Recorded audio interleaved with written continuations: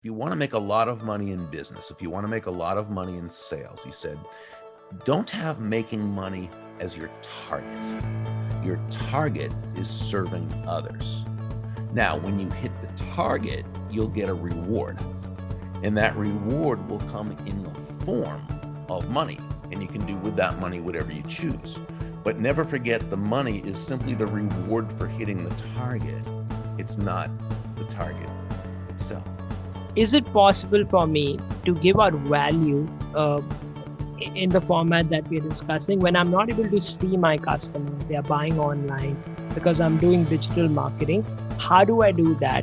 What is it about this thing, this product, service, concept, idea that brings so much worth or value to another human being that they will willingly exchange their money for it?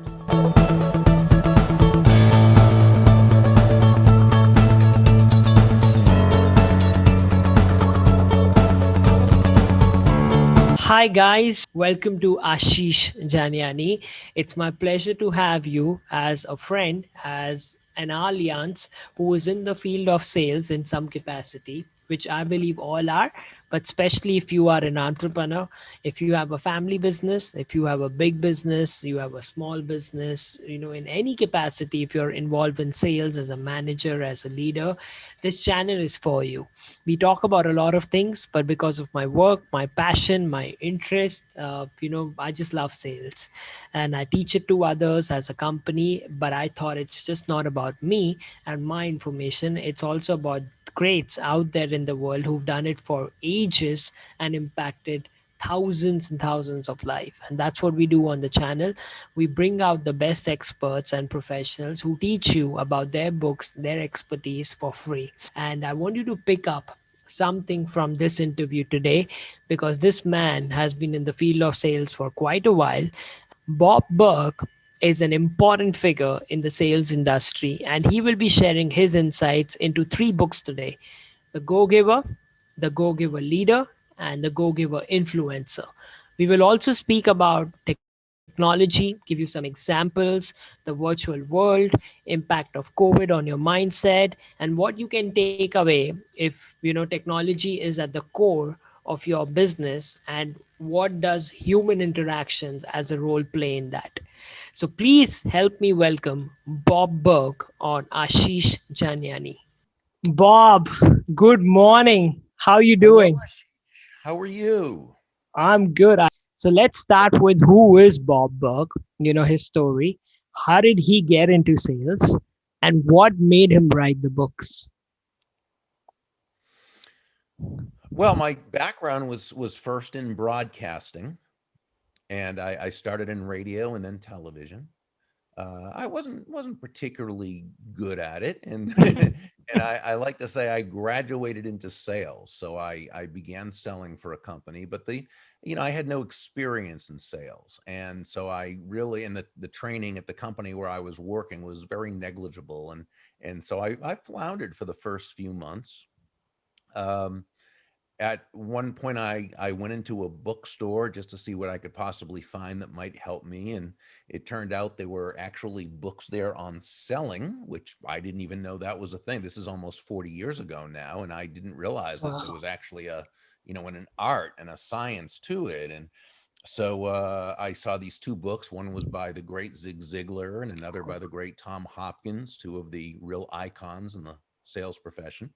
And I got their books and I just began studying them. So I'd come home after work, and into the wee hours of the morning, I'd be reading and highlighting and taking notes and practicing and uh, folding the pages. And within a few weeks, my sales began to really do much better. And what that told me was that if you have a methodology, if you have a system for doing something, you can pretty much accomplish anything within reason. I define a system as simply the process of predictably achieving a goal based on a logical and specific set of how to principles. So the key is predictability, right? If it's been proven that by doing A, you'll get the desired results of B, then all you need to do is A and continue to do A and eventually get the the desired results of B. So I began really studying sales more and more. I loved it. And of course, began to get into personal development and read all the classic books from Dale Carnegie's How to Win Friends and Influence People, and Napoleon Hill's Think and Grow Rich, um, you just all, all the books that Og Mandino's books, and Psycho-Cybernetics by Clement Dr. Stone, I think. Yeah. W. Clement Clement Stone. Stone. W. Clement Stone was, amazing. The founder of Combine Insurance, and what a, wow, what he added to the profession of sales. And I just began to grow and learn, and eventually I began teaching others what was working for me, and it turned into a speaking business that I also had to learn how to operate as a business. It's not enough just to be able to speak. You've got to be able to run it as a business like anything else. So I learned that system as well. And over time, began to write some books. So that's really just how this all Wow. came Something about. about reading books, right? When you were saying this, I was like, if there's something about getting into books, it gets you on that path, and then you get more into it. And then Hmm. one day you feel you want to share that information with other people. It's such a noble career, right? Such a noble path. If you have an opportunity to be a speaker or trainer, you get to give back. And that's where I think I want to speak about giving back. How did you come up with the Go Giver series with your partner? Like, where did that title originate? What was that conversation between you and him? And how did the book start? Okay. So first, let me just suggest, if I may, I don't consider it giving back. Hmm. Giving back has over the last 10 years or so, since that term has come about, it's basically, it's a euphemism. It's another word for charity, I think, which is a wonderful, lovely thing. And hopefully everybody is charitable and gives to their, but I don't think that's what the Go Giver is about, because giving back to me, and the way it's used so often is, well, you made a lot of money by taking from others. So now that you're taking, you owe it to give back to society. Well, we would say that if you have done your job properly, you've given immense value to the marketplace, and the marketplace has willingly exchanged their money for the value you provide. Okay. Hmm. So you're not giving back because you haven't taken anything from anyone. Okay. Now, should you choose to just to give lots of charity and give lots of um, there's a woman in India by the name of Ankita, who Hmm. dedicates her life to feeding the stray dogs and cats on the streets of India. Okay. I've been supporting her for quite a long time now. Okay. Wow. Financially, as well as other people. I'm not saying it as yay me. I'm just saying it's something that's congruent with my values. I'm not giving back Hmm. I'm just giving to it because I feel it's a righteous, worthy cause. Okay. And Wow. so I personally don't use the word giving back in lieu of giving. To me, it's two different things. Both are great, but they're two different things. One means you have first gotten some value or taken from someone first. Well, you're giving back. The other simply means you're giving value proactively, right? You're giving value first, right? You're giving value in a way that creates value for everyone involved.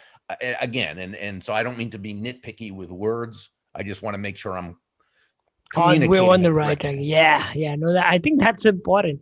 Yeah, there's a big difference between giving back and being a go giver. Let me say it that Mhm. way, and then Mhm. giving. So go Yeah. giver is probably you give, and then you're gonna give value, and you're gonna get Yes. something in return. Well, And no matter what entrepreneur or business you are, this is gonna be part of the deal, right? right. So Absolutely. You're giving value to a marketplace that appreciates that value, and they're exchanging their, if you will, money or commitment or time or whatever for the value you're providing. In extent, now this is why John David Mann, my co-author, and I, we say that money is simply an echo of value, right? wow, So in nice. other words, the focus must be on giving value to your customers, your clients, your prospects, what have you, right? That's got to be the focus. It's got to be about them. They're not going to buy from you because you want the money, right? They're going to buy from you because they believe they'll be better off by doing so than by not doing so. And that's fine. That's the only reason why they should buy from you. The wonderful thing about that is that entrepreneur or salesperson who understands that, they can know that the very best thing they can do is to take their focus off of themselves and place it totally on discovering the needs, the wants, and the desires of their customers and clients. And to the degree they can fulfill that need, want, or desire through their product, service, and what have you, well, that's the degree they're going to be rewarded with the sale or money or abundance, prosperity, however you want to put it.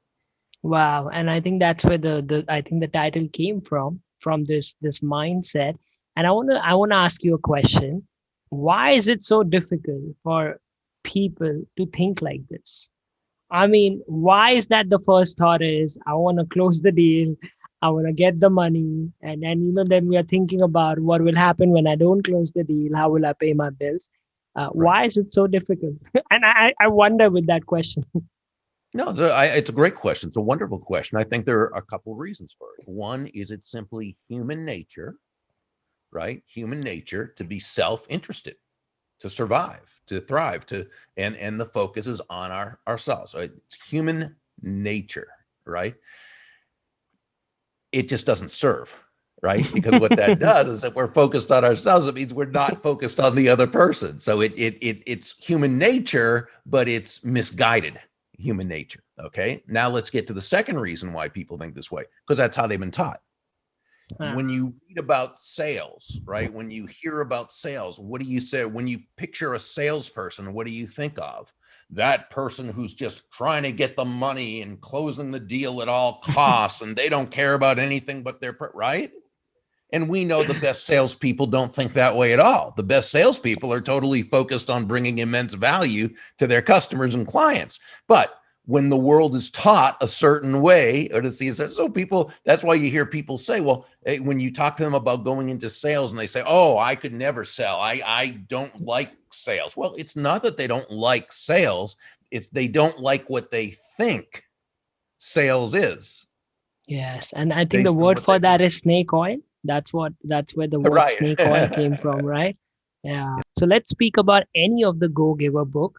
I think there's sales, there's leadership, there's influence, and there's a lot more. So if we had to pick for any one book, where would you like to start? And let's just talk about some philosophies that people can learn from today.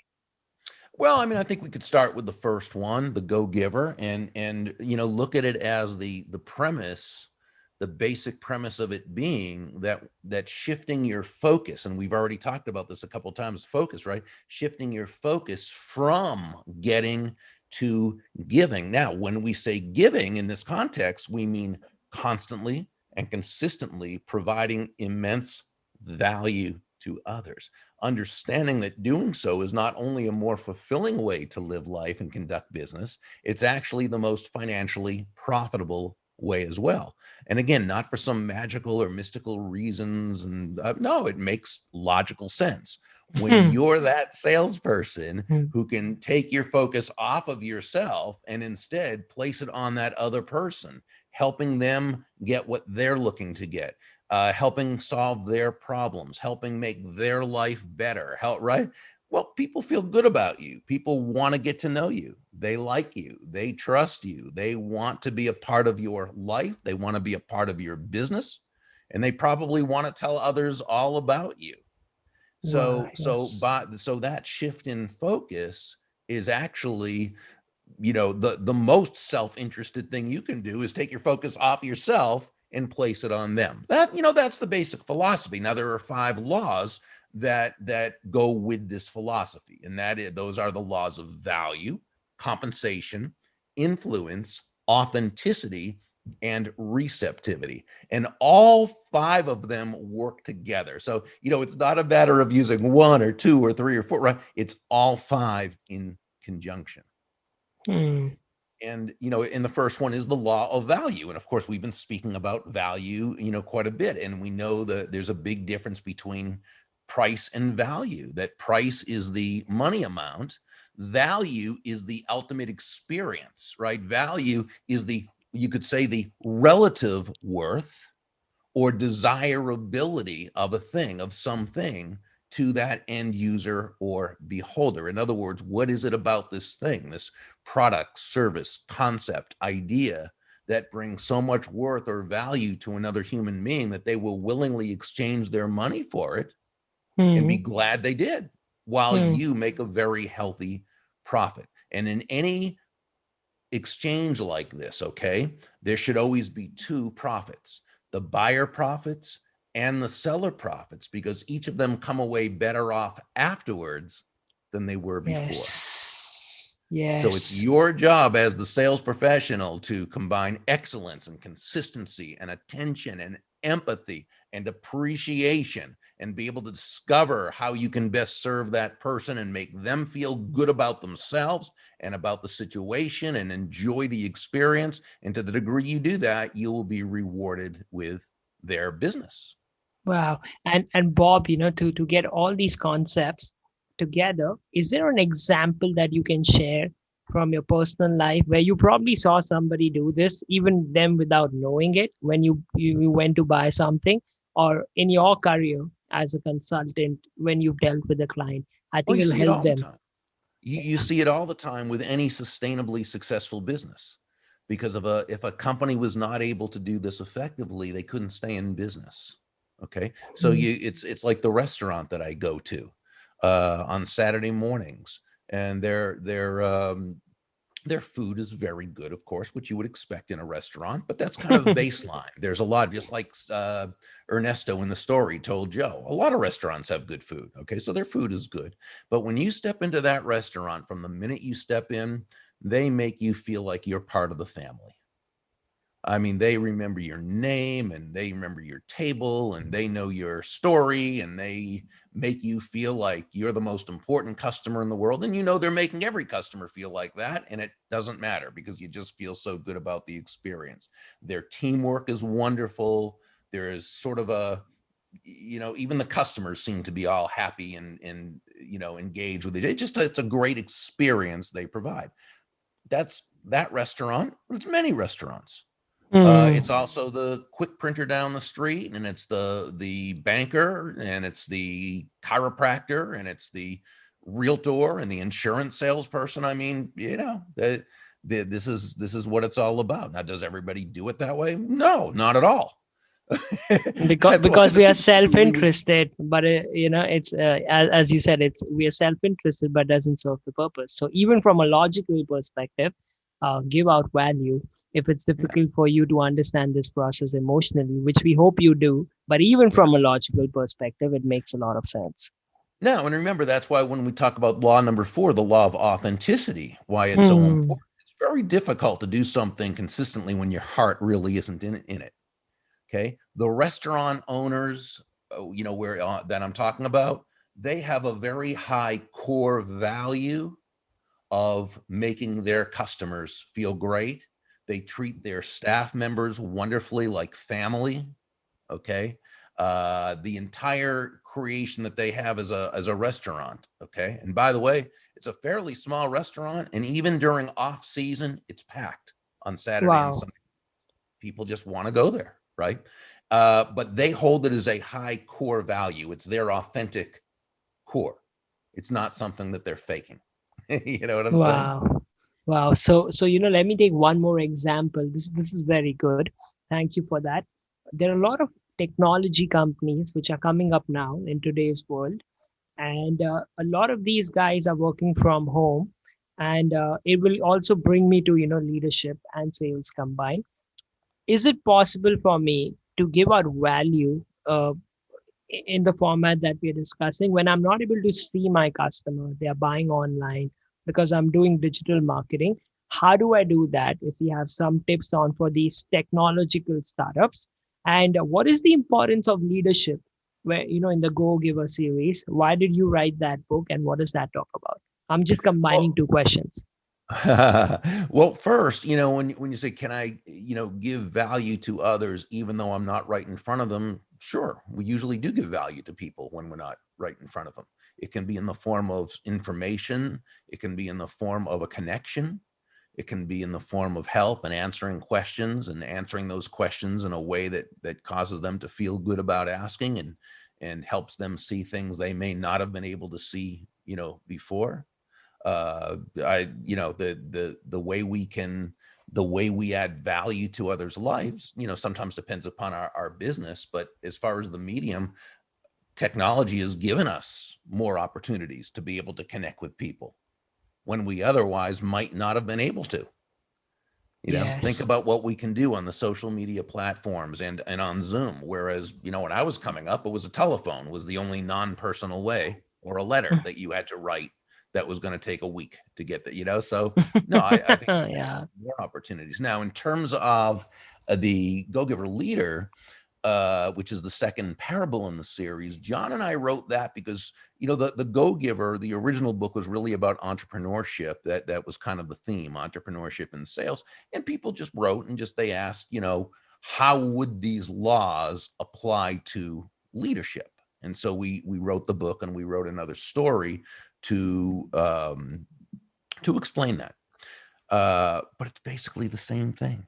Ben, the protege in this story, had to learn was that leadership was not about him. It was not about the leader. Leadership was about others, right? Leadership was about making others feel special. Leadership was creating the frame where others could thrive. Leadership was discovering what the other person's values were, what their Mm. goals were, what their needs, wants, and desires were, and combining what Ben wanted, where Ben wanted to take them. He had to combine that with where they wanted to go. Okay. So it was basically the Go-Giver, only in leadership, form. Is it more difficult to be a salesperson according to you, or to be a sales leader? I think it's two different skill sets. Because you can be. We've all seen many salespeople who are wonderful salespeople who, once they became sales manager, which is really sales leader, they didn't do well at all, for a couple of reasons. One is they may have intuitively and or learned certain things in sales, but they didn't necessarily know how to teach that to others. They also may have had such a great natural grasp of, and I'm not saying they were a natural salesperson, but their learning kind of came more naturally and easily. And so they didn't have the patience with Mm. others who didn't catch on. So just like a great athlete, there are many great athletes who are not good coaches. Yes. There are So many true. great scholars who are not good teachers, right? So just because you can sell doesn't automatically mean you're a good sales manager. I learned that when I became sales manager of a company. I was a horrible sales manager. It's when I realized that I needed to learn leadership. And any couple qualities from the book that you can give to the audience, that they can think about, they can work upon, and then they go pick up the book to know more about it. Well, I mean, I think basically it goes back to understanding that to the degree that you, as the leader, make it all about those you lead, that's the degree you're going to be successful. In Jim Collins' classic book, Good to Great, he talked about the difference between level 4 leaders and level 5 leaders. Yes. And in terms of talent and ability, they were basically the same. Both level 4 and level 5 leaders were very, very talented. The difference was that with level 4 leaders, it was about them. They were often ego driven. They wanted the spotlight. They wanted the credit, right? With a level 5 leader, they were more humble. They were more concerned with the good of the organization and those people they led. They gave the spotlight to others. They gave the credit to others. So I think Yes. that was a wonderful lesson that he pointed out. And I think it's something that you see all the time. Yeah, and a little off track when you were talking, but I have to ask you because it came to my mind. Do you think it has a lot to do with the upbringing of the person from the family they were raised in? Because if you see in your family people giving, you not having to always have the spotlight, and it being a challenge in today's world, I mean, especially in India, where people don't have a lot of kids, and I'm not saying it's good or bad, but people usually have one kid, and it's like the kid gets everything, so they're the center of the light from the mom and the dad, and they don't develop this philosophy, and it comes back to hurt them later in the future. Do you think it has a lot to do with that? I would think everything has something to do with upbringing, Hmm. right? We know that we all see the world through our own unique lens or perspective, our own set of what I call belief systems. Yes. What is a belief? A belief is a subjective truth. It's the truth as you or I understand the truth to be, which means it might be the truth and it might not be the truth. It's our truth, right? And we Yes. grow up based on what our a combination of upbringing, environment, schooling, news media, everything we hear. But by the time we're little more than toddlers, our basic set of beliefs is pretty much etched in stone.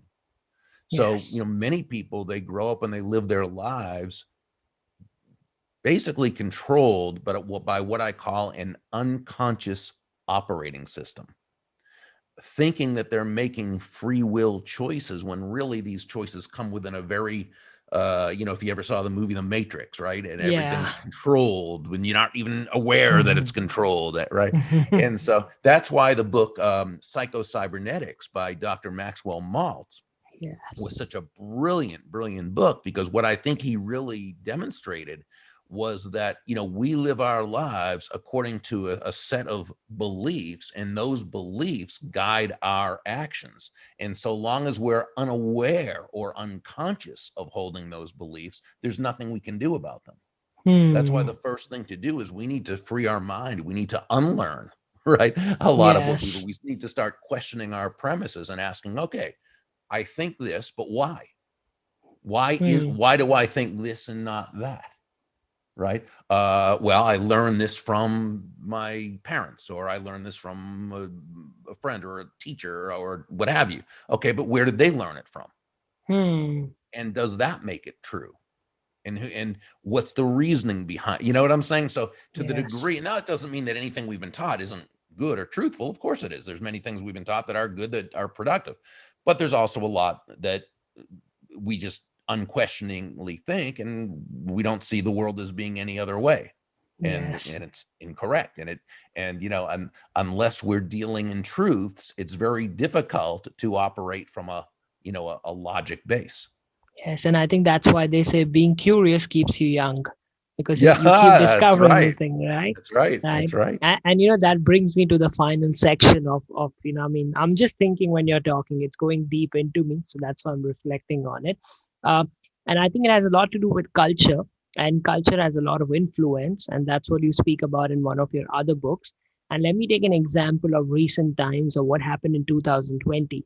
People had two kinds of cultures, two kinds of influences, where people took corona and they're just still living in fear, as if we're never going to move on. And then you had other people with other influence and different culture where they took it as an opportunity. Can you talk about influence, the importance of that, and how can it help people?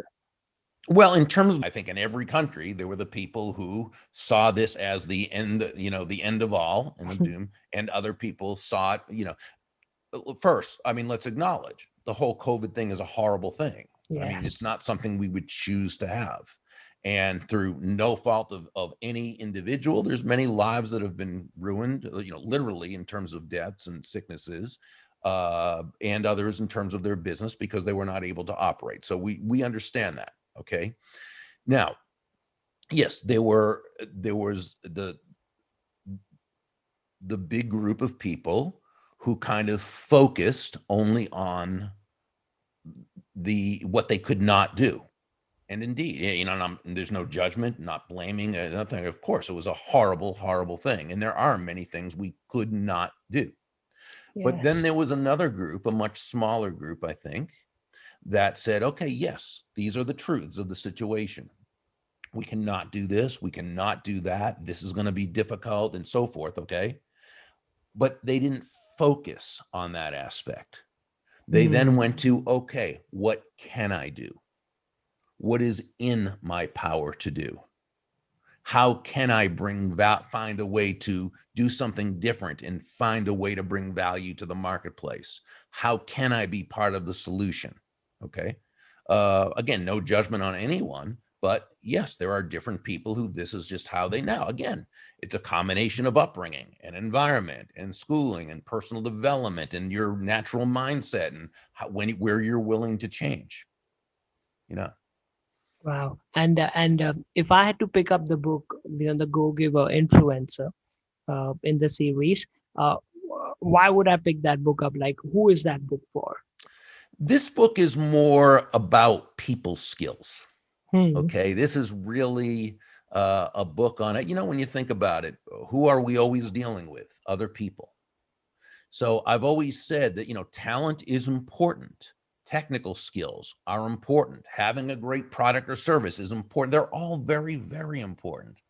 But those are sort of the baseline. Those are the rules for entry into the game, and you can be successful to a certain point, having talent, having good strategic skills, having a good but you can only get to a certain level. The ones who are just stratospherically successful, the ones who are able to get to that magnificent level of success, they typically have excellent people skills. So it's really a story. Again, it's a story, it's a parable about how to get the results you want when dealing with other people in such a way that of course everyone wins, but Hmm. also the other person comes away feeling genuinely good about themselves. And when that's the case, you're just in a position to really be able to climb to a very, very high level of success. Yeah, so important, so important. I think because I remember you saying it to me once that this is your favorite book in the series. Yeah. Though all books are important, but that's your favorite one. Okay. And Bob, so to summarize the interview, if you had to give a thought to young entrepreneurs, and the reason I mentioned this is because a lot of these kids were born 2000, 2001, 2002, so they missed the flight. That's what I say.